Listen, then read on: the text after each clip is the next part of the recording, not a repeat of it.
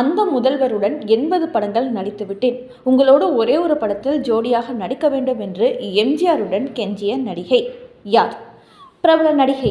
இவர் அந்த நடிகருடன் காதல் செய்து வந்தார். இருவரும் திருமணம் செய்ய முடிவெடுத்தார்கள். ஆனால் திடீரென அந்த நடிகர் இந்த நடிகையை கலட்டிவிட்டார். ஏன்? தற்கொலைக்கு முயற்சி செய்த நடிகையை காப்பாற்றிய எம்ஜிஆர். படப்பிடிப்பில் மிகவும் கெட்டிசாலியான இந்த நடிகை பிற்காலத்தில் மிகப்பெரிய பதவியில் பொறுப்பு வகித்தார். எம்ஜிஆர் படங்களில் ஒரு பாட்டுக்கு நடனமாடி கதாநாயகிகளை ஓரம் கட்டிய நடிகை இவர் எம்ஜிஆருடன் நடனமாடும் போது எம்ஜிஆர் பல நாட்கள் பயிற்சி எடுத்து இவருடன் ஆடிய சம்பவம் உண்டு. எம்ஜிஆர் அமெரிக்காவில் ஹாஸ்பிட்டலில் இருந்தபோது இவர் எம்ஜிஆரிடம் சென்று ஆசீர்வாதம் வாங்கி வந்தார். இவர் பூர்வீகம் ஆந்திரா என்றாலும் சின்ன வயதிலேயே சென்னைக்கு குடியேறிவிட்டார். இவர் பிறந்தது புனே, வளர்ந்தது ஆந்திரா, அடைக்கலமானது சென்னை, பின் மிகப்பெரிய படிப்பில் அடைக்கலமானது வெளிநாடு. யார் இந்த நடிகை? வாங்க பார்க்கலாம். விஜி என்று ரசிகர்களால் அன்புடன் அழைக்கப்பட்ட எல். விஜயலட்சுமி.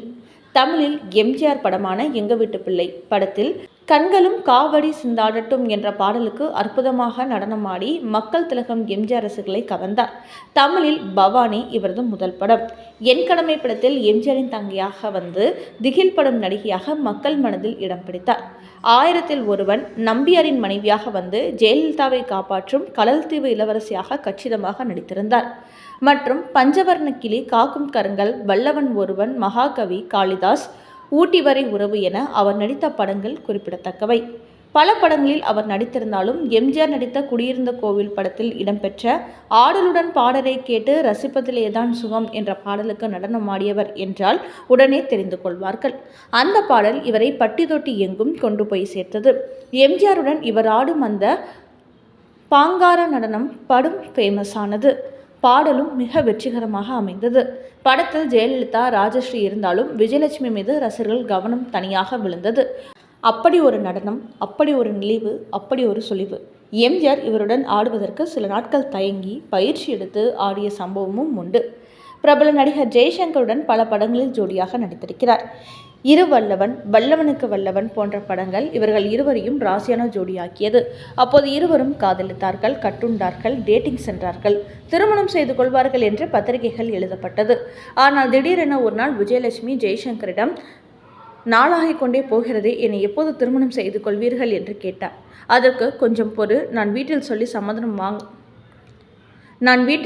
சம்மதம் வாங்க வேண்டும் என்று ஜெய்சங்கர் சொன்னார். இவர் காலதாமதம் செய்வதை புரிந்து கொண்ட விஜயலட்சுமி தன்னை கலட்டிவிட பார்க்கிறார் என்று எம்ஜிஆரிடம் சென்று முறையிட்டார். எம்ஜிஆர் ஜெய்சங்கரை அழைத்து ராமாபுரம் தோட்டத்தில் பேசினார். நீ இப்போதான் வளர்ந்து வருகிறாய்.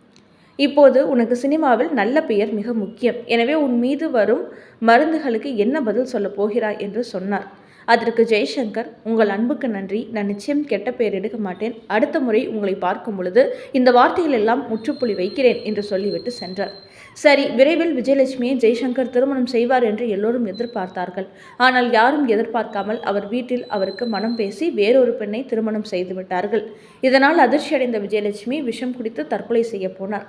இதை கேள்விப்பட்ட எம்ஜிஆர் அவரை அழைத்து, தற்கொலை தீர்வாகாது, நீ நன்றாக படித்திருக்கிறாய், உனக்கு மேலும் வாழ்க்கை இருக்கிறது, உன் வாழ்க்கையை நீதான் வாழ வேண்டும், இன்னும் கல்வியில் சிறந்து விளங்கி உன் வீட்டில் என்ன சொல்கிறார்களோ அதன்படி நட என்று ஆறுதல் சொன்னார்.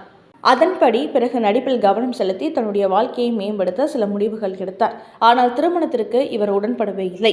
அதில் ஒரு சுவாரஸ்யமான தகவல் உண்டு. தெலுங்கில் நிறைய படங்கள் நடித்திருந்தாலும் NT ராமாராவ் அவருக்கு சரியான கம்பெனிகளுக்கு அவருடைய அரவணைப்பில் இருந்தவர். அவரின் படங்களில் மட்டும் 80க்கும் மேற்பட்ட படங்களில் நடித்திருக்கிறார். சில படங்களில் கவர்ச்சியாக நடித்து தெலுங்கு ரசிகர்களை உற்சாகப்படுத்தியிருக்கிறார்.